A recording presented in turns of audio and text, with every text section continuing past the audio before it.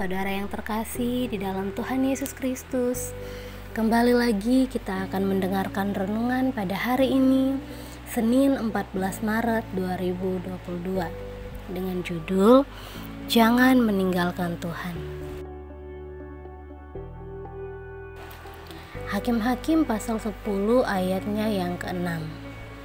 Orang Israel itu melakukan pula apa yang jahat di mata Tuhan. Mereka beribadah kepada para Baal dan para Asyitoret, kepada para allah orang Aram, para allah orang Sidon, para allah orang Moab, para allah Bani Amon, dan para allah orang Filistin.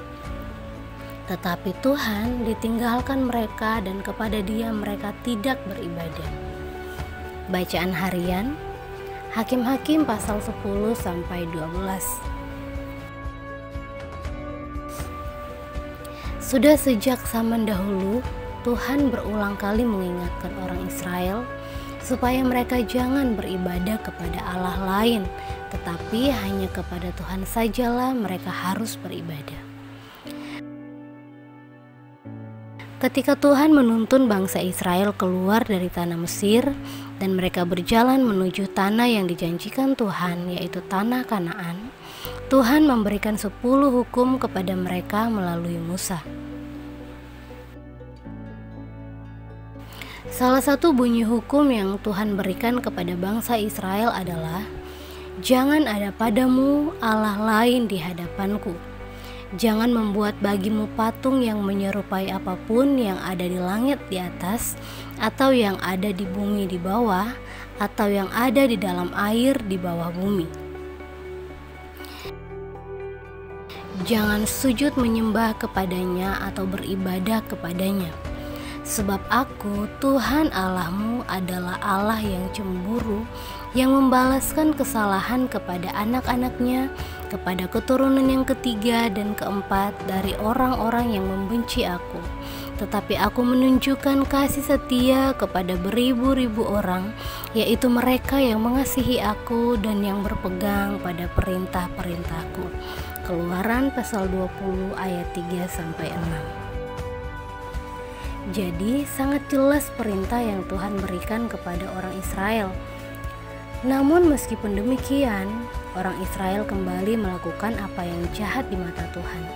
Mereka beribadah kepada allah-allah lain dan meninggalkan Tuhan yang sudah menyelamatkan mereka.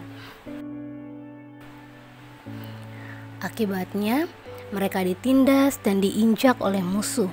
Mereka sangat terdesak sampai akhirnya mereka menyadari bahwa karena meninggalkan Tuhanlah mereka harus mengalami hal yang sedemikian rupa.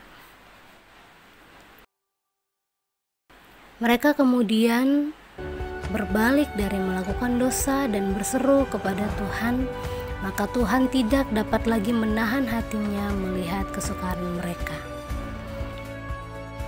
Mari, jangan sampai kita meninggalkan Tuhan, karena tidak ada keuntungan sama sekali yang akan kita dapatkan. Ketika kita meninggalkan Tuhan, justru kerugianlah yang akan mendatangi kita. Jika kita sudah terlanjur meninggalkan Tuhan, sadarlah, bertobatlah, dan kembalilah kepadanya. Dia Tuhan yang senantiasa menunggu untuk kita kembali dalam pelukannya yang penuh kasih. Puji Tuhan.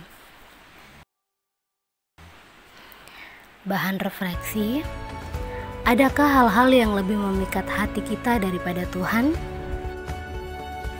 Pernahkah kita berpikir untuk meninggalkan Tuhan? Bagaimana seharusnya kita merespon kasih karunia Tuhan yang telah menyelamatkan kita? Mari kita berdoa. Tuhan, terima kasih karena lewat renungan hari ini kami boleh belajar untuk kami tidak meninggalkan Tuhan, tetapi justru sebaliknya biar kami terus hidup melekat dengan Tuhan. Di dalam nama Tuhan Yesus, amin. Power Statement. Bapa senantiasa menunggu untuk kita kembali dalam pelukannya yang penuh kasih.